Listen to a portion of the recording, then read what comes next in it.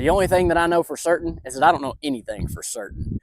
So everything that I know about running a ranch or living on a ranch, anything like that, boils down to cows. Because I've been working cows my entire life. Literally since I could see over the steering wheel, I've been pulling hay out of the fields, working them in the chutes, doing all the things that come with cows. And I love cows. I really do. They're actually probably my favorite animal because they don't really bother me much, and I just get to feed them and look at them, and they're pretty. But at the end of the day, I don't see why it would hurt to try a few different things. Some of what we have around this ranch here is that we've got a lot of overgrowth in some of the trees and things like that. And I'll show you some of that here shortly. But that's what I'm hoping to get with the goats is some cleaning up of the brush and things like that. Some of the things that the cows don't do.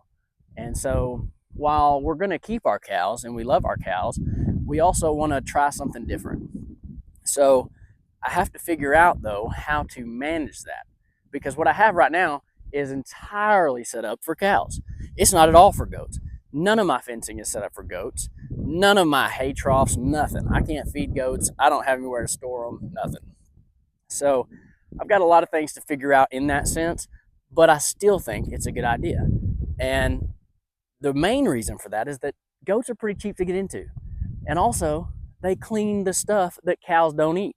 So while my cows get to enjoy the green grass, which we don't have much of right now because it's getting into winter, but while they eat all this green grass and stuff, the goats are going to eat all the junk. They're going to eat the briars and all the little weeds and stuff that pop up around the ranch.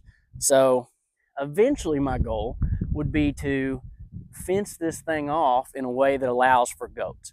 But as of right now, that's not really going to work. So I'm looking at some different electrical fence options and things like that, some temporary fencing, things that I can try with these goats and get it done. Now, some of you may have some experience with that, and I'd love to hear what it is that you do or what you have done and what's working, what's not. I've seen a lot of videos on this electric net fencing, and so I'm going to try that. That's my goal. But to start off with, I've got a barn over here that has some pens that were set up a long time ago for horses. And so I'm going to put them in those pens and have them clean those up. And while they're doing that, I'm going to be kind of figuring out my temporary movable shelter that I can do and hopefully get them used to some net fencing that's electric and see if they'll stay in it. And if they will, then I'm going to be able to move them around throughout the ranch, hopefully, and section off little parts so that they can go over there and eat. And then whenever they're done there, just move them on over. That's the thought. Now, I may be living in a pipe dream, and I'm sure that I am, because the truth is, I like to learn everything the hard way. Everybody and their dog has kind of laughed when I say that this is going to work, and they're probably right. But I'm going to try it anyway because that's what I do. So this is currently how we're feeding our cows. Obviously this is not going to work, right? Going to have to find some other options. We do thankfully make our own hay out here, so we've got plenty of hay. We have irrigation and things to run to make hay, so we're not worried about running out of hay as far as that goes throughout the winter and stuff like that. I do believe I'm going to be able to feed the goats without any problem.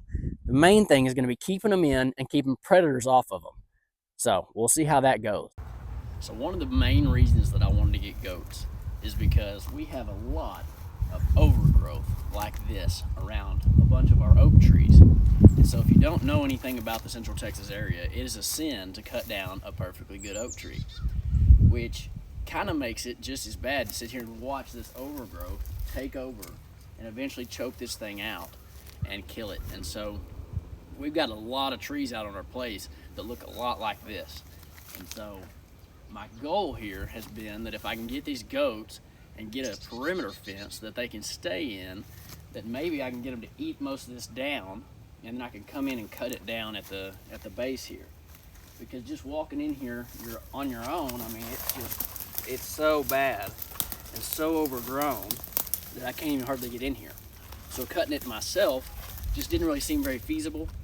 Thought about it like renting some equipment or something like that, but that just didn't really seem like it was going to work either.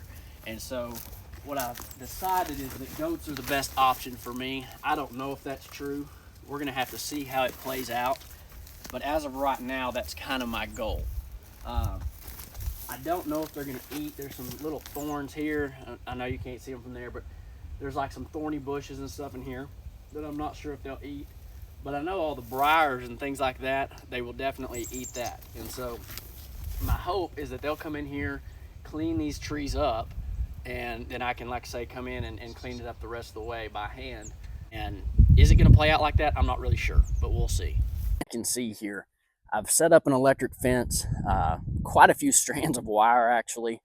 I've got a little S60 Gallagher here that is supposed to be a pretty good energizer. Now, when I first put this up, and I'll show you on the next video kind of how that went, it didn't go well, I can tell you that.